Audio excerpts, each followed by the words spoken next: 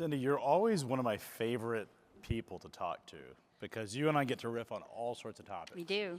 And for those that haven't met you, why don't we take a few seconds to talk about who you are and what you do in logistics? So I have a company called Lync Logistics. We celebrated our 10th year anniversary like 2 weeks ago, a month ago.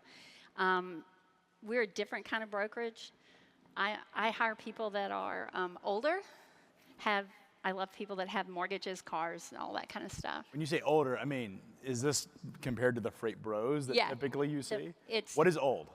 Old, according to my employees, is 30. Oh, then I'm really old. Well, I'm grandmother age.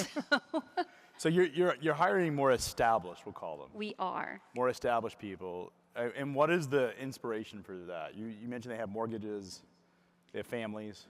They're more focused. I want people that want to be in this business for a while. I don't want to train people every month. I found that it works the culture much better. We have a really great culture. That's what I sell in my company is culture. You know, we do have some weird stuff, like everybody brings dogs. We have 2 dogs in the office permanently, and then there are rotating dogs all the time. It makes a big difference when you're on the phone and somebody's screaming at you to pick up a dog and hold it. Do the dogs live at the office, or do they go home? They go home every night. And are they your dogs? One is my dog. He is the chief happiness officer. Evie is the co-chief. And then we have Gordy. Gordy is about this tall, white, and Gordy is just that really nice old dog that, well, he's young, but he doesn't have a brain. Okay. Yeah, he just hangs around. His owner has to pick him up and literally carry him out the door. He weighs 70 pounds before he'll leave in the afternoon. So Cindy, you've built this business. You've been in business, what, 8 years? 10 years. 10 years, so there's 10 year coming up. What is your background isn't logistics. You've been around the trucking industry, but not logistics. Right. Okay, so I got into this business. I got married. I slept my way to the top, guys. Sorry, that's all I can say. When I got married, my husband has Lee Smith trucks, and raised our kids, and they decided in their infinite wisdom at Lee Smith that they could start a trucking company. Well, you can always start a trucking company, but the problem is you have to know how to deal with drivers, and if you own a truck dealership, you don't really deal with drivers very much. So I came in and started running the the trucking company, and to be honest, I speak trucker really well. I grew it from 5 trucks to 60 trucks, and in the meantime, I hated brokers. I mean, you know, Craig. I mean, your family's been in trucking. We had been in trucking. I've been known at times to hate brokers, but now we love them. Yeah, I love them now, by the way. But that's because I started my own business and I made it really what I wanted to Because you are a broker. Yeah. You became what you hated. So you had the trucking business. Yes. And at some point you decided to exit the trucking business. I did. It was probably 6 years ago, 7 years ago.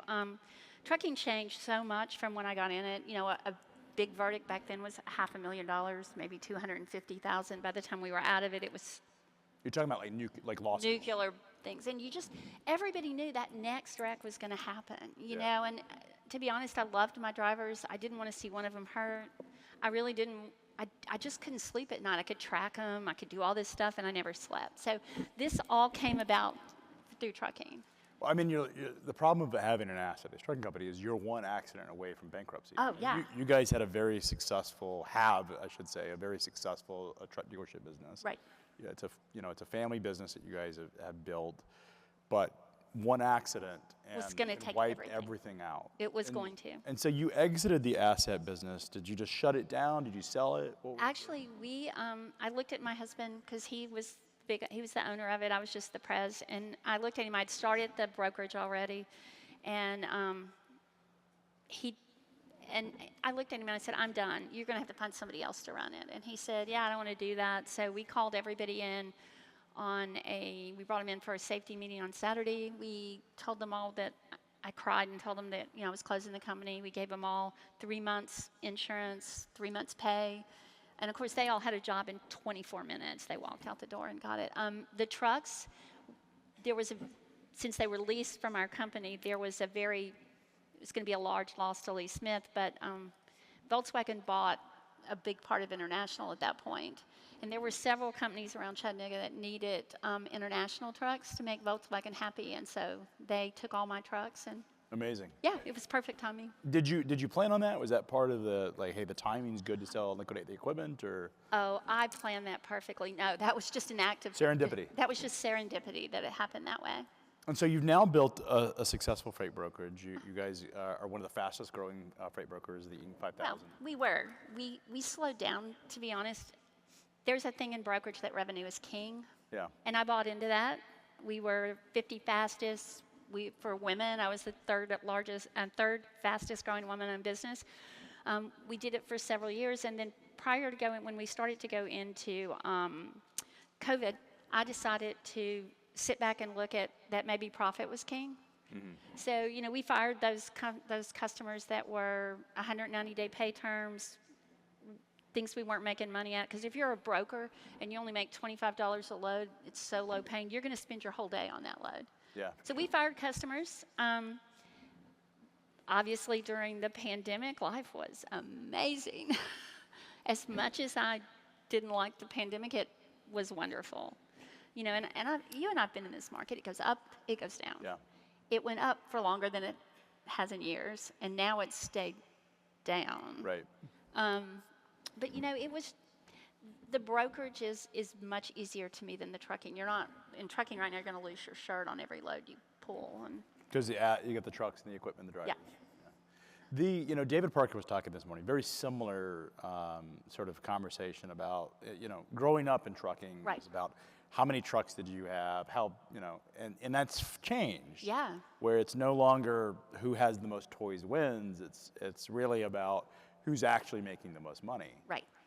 The pivot from focusing on high revenue, because you're right, these revenue metrics are very vanity metrics that everyone likes to run up the score. And I love it. And a lot of in fact, there are a number of freight brokers that made the Inc. 5000 list who are actually not in business anymore. Right. Because they got ahead of themselves.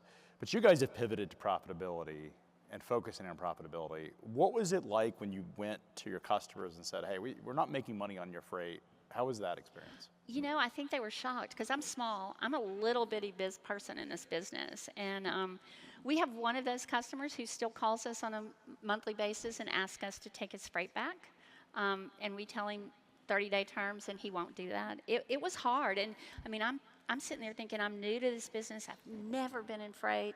All the big guys know what they're doing, and they take all this freight. It was pretty terrifying. I lost about 10 people during that period. 10 brokers. Yeah, they went to the big guys, and that's okay. But it really solidified that I built a business I want to work at, and so it was hard to go through that process, but it's turned out to be the best thing we ever did. So what is it like now? You've gone through and you've told some of the customers you didn't want their freight. Right. Did you, in those processes of rejecting the freight or telling them that you didn't want it, did you find any of them were accommodating, or were they pretty ruthless in terms of? The big guys were really ruthless. And you're talking the big shippers. Yes, but now we didn't really call you up and say, hey, we don't like your freight anymore. We said, let's jack the rates up enough that they won't take us anymore. So you basically, the pricing is the way There's only one customer that I just said, I'm sorry, I won't carry your freight for your terms. I'm not a bank, and they were wanting me to be their bank, and they're a billion-dollar organization. Yeah, I think that's typical. What is the focus now? Is it smaller, niched businesses? We are doing a ton of flatbed work. We do over-dimensional. We want the specialty freight that nobody else wants to touch, and we've done really well with that. We have a lot of customers. I have one of my employees flies around the world over in Europe telling these people how to pack their large equipment so you don't have to redo all the packaging when you get to the States. It can go straight on a truck. Are they soliciting freight in Europe? Yes. So you have a salesperson? No, he's in Chattanooga. But he flies over to Europe. He flies over to Europe. To solicit opportunities. He's in Japan right now. Amazing. The joke is, where in the world is Rob? And he's calling on customers overseas? He's calling on existing customers we have and helping them figure out, instead of sending it to the port the way they package it there, what he does is tell them how they can package it in Europe and send it over on the in the container or however they're going to do it. And then when you get to the port, you don't have to repackage it. It just goes straight on an 18-wheeler. And this is all project freight? Yes. Like windmills and stuff like that? It's large excavating equipment, it's windmills, it's steel, which is interesting to me, but it happens.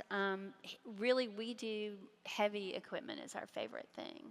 And that's because the margin profile is? The margin is so much better. And the class of drivers you're dealing with is different. A flatbed driver is probably the most professional driver you'll meet in the world, most of them. Why is that? Because they all own their own trucks.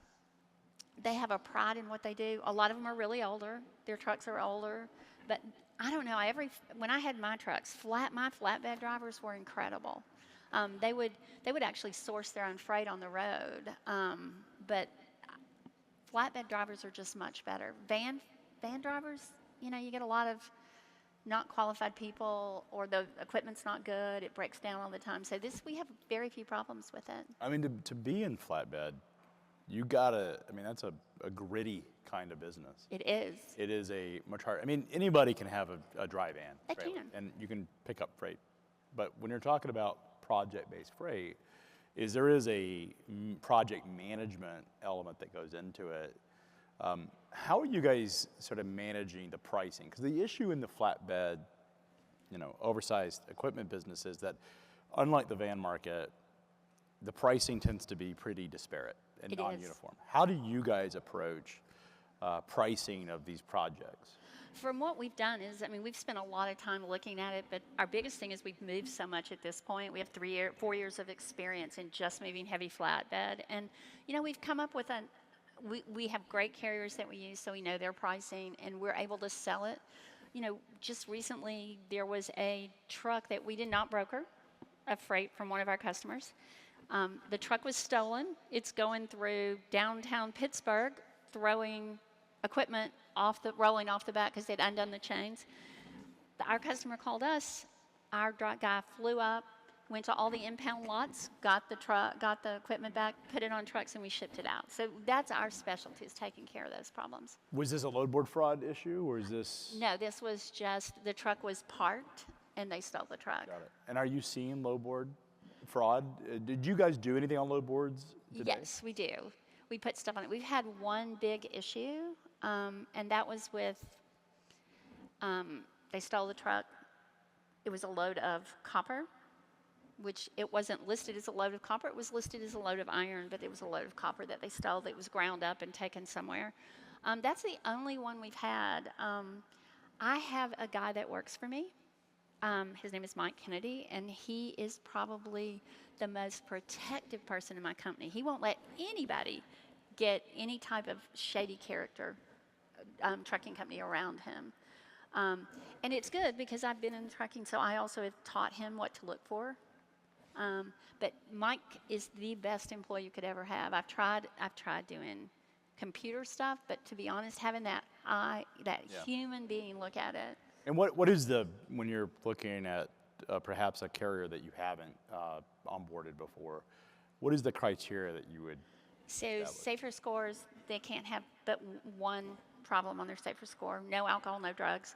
The biggest thing we look for is addresses, because there is a company out there right now that has every 2 months they change their MC number, but it's the same location. Is it Glendale, California? Yeah. Well, everybody knows that. Glendale is the epicenter it is, of. But there's also one in New York. Okay. That is Mafia owned, from what we can tell, and that's what the police have told us. They go it must be a long enclave because it's like 2701, 2702, 2703. I think there's like this address in Glendale that's like 1,000 trucking companies are registered in it. And it's funny, today you have to really watch who you talk to. I don't like Midwestern freight shippers. I just... Why? Because that's where all the bad things have come from. And it's like not true. You know about Chicago, yeah, Midwestern? Coming out of that, it's trucking companies coming out of it. It's hard to know who's good and who's bad, but we have a good list now of who we use. There's a large Eastern European population in that part of the strong Sergei Solo, the whole meme thing. When I started, in freight brokers, you have to be in business a year before anybody's going to give you your freight. And so we didn't have any experience. They're asking us about how are we going to pay? We want to be paid up front. And then it was, if you don't pay me up front, I have your load. I'm going to kill you. I know where you live. I mean, These are the Eastern European. Oh yeah. Did you take it serious? Were you was there ever a moment of worrying that they were going to show up at your office? No. I mean, really, if they went to all that trouble to get poor little me, then the whole world's in big trouble. We started playing back with them. And what did you do? I would say things like, well, I know from Google Earth where you live. I'll be up there. I'll send my dog. It was got to be a game. And we now have an employee who, it becomes a game to him when somebody's calling him and trying to really pressure him. Yeah. It's hysterical. Are those telltale signs in your experience where you have someone who, like, what are, beyond the addresses and pieces of it, is it the behavior on the front end, how aggressive they are, that in your mind gives it away? Oh, the aggression is, that's the first sign you see. That's going to be a problem for you. We don't deal, and we don't deal with aggressive people. I mean, truckers, like I was in dispatch even for employee drivers at times. I mean, I had people that were going to come bomb me. I had people that, I mean, these were employee drivers. Oh, yeah. And I had a husband that was mad because his wife was riding team with some driver, and he threatened to come down and beat me up at I US had those Express. before. And I'm like, because I wouldn't send a SATCOM message to his wife, who would ask me to stop sending it to him because she was done with her husband. It was really strange. But like, drivers can be aggressive, but like, where is the difference? Because I've been out of the game for 20 some odd years, where Lowboard Fraud wasn't even a factor. No, not at all. But it is today. What is the sign? Like, what goes from like traditional aggressiveness to just like, this is absolute? I mean, I've had drivers, my own drivers, yell at me, all kinds of things, and yeah, get over it. It's the tone of their voice, to be honest, and the fact that most drivers, when you really call them on their garbage, and you say stop, they will, or they'll back down a little bit. These guys never stop, and even if you say no, you can't have it, they're either calling you back, or they're yelling at your phone and they won't hang up. I mean, it is not worth the abuse. It is not worth it. Nothing's worth the abuse. What do you think about AI? So there's been a lot of conversations about these AI bots that are coming out to really make brokerage more efficient. But it strikes me as one of the sort of byproducts of automation and AI is the ability to proliferate more fraud. Yeah. One of the things that has popped up is people, like I have a very public persona, TV clips would be, podcast clips would be.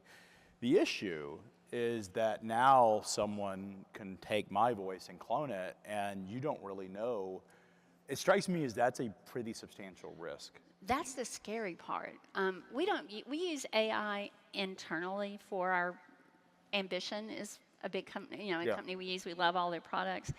I guess coming from a trucking side of it, I had truck drivers that when we put the ELDs in their truck, they covered the whole top of the truck with aluminum foil, and they wore the hat, and they hate all of that technology. So as far as I can see, until the level of who's driving a truck changes, AI is really not going to help in that situation. They want somebody they can call and yell at in the middle of the night. Things go bad. They don't want to call a number and get an AI voice that tells them to do whatever. It has to be personable. I just decided I had to send a headshot to you guys. So I took my headshot. Look at me. I'm wrinkly. I'm old. Oh, my God. I was blonde-haired. Not a wrinkle on my face and 40 pounds. Use a filter? Wait, it was an AI-generated headshot from me. And I gave it the picture, the same one I sent to you now. But, man, I looked great. And then they did one that I could have purple hair. Yeah. And it looks... I mean, you kind of have the leather jacket. I do have the leather jacket, Okay, so we talked a little bit about the signs of just the way that they are interacting with you. Is there anything else that is sort of top of mind that gives you the ick, I think is the right term? I don't know. Okay, so I am a mother, right? And as a parent, we all pick up on some of that ick. Just the your way instincts, your gut. Yeah, you got a gut instinct, and the one time I've not gone with my gut was a time that just went haywire. Is this the load of copper? Yeah, it was. That got. Do you think it was an inside job, or? Oh, I do believe it was an inside job. They'll never admit it, but my broker was so funny because she was pissed, and she is so good. She was tracking. The guy did not realize that he had given us access to track his telephone, so she's tracking his telephone. It shows up at a house, that the police show up. She follows him all across the country. And this poor guy, really, to be honest, he did not know what he had done. He was hired by the fraud company, the company that wanted the fraud, to pick up this load and deliver it somewhere else. It was a double broker. It was a double broker, but it was also fraud from inside the company, we think, because only they would have known that it was a copper load, not a iron load. I was told by someone who tracks the fraud situation that the vast majority of the scams are actually inside jobs. Oh, they are.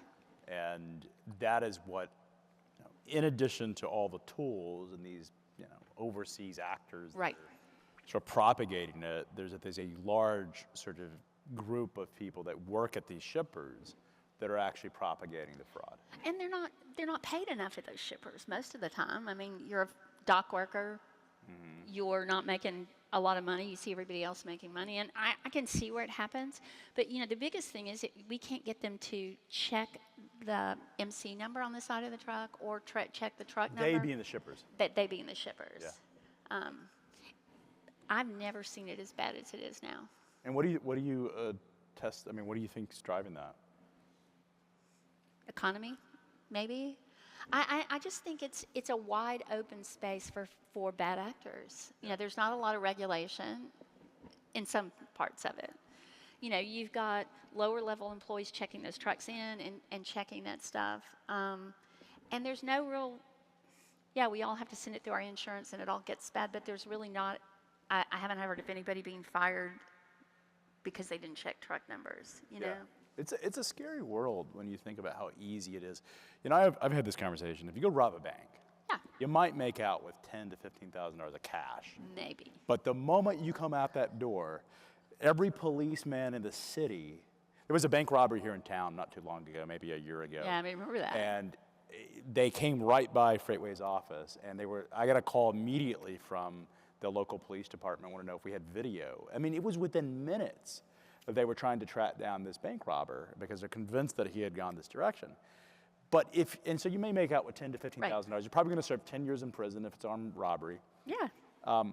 If you steal a truckload, and I'm not condoning it, No. but you're talking copper, $50,000 to $100,000, and the chances of enforcement almost non-existent. I mean, I really almost think that you have to pursue that yourself. Years ago, in the trucking company, we had 2 loads of loaded Coca-Cola trailers stolen. They found those. We tracked them to a warehouse down in Georgia. There were 20 other trucks, not just ours, other trucks in there. And you know what? Those guys got a slap on the wrist. Yeah, they don't care. We had a guy on video. I was working an LTL Doc, air freight dock. This was in 2001, I think.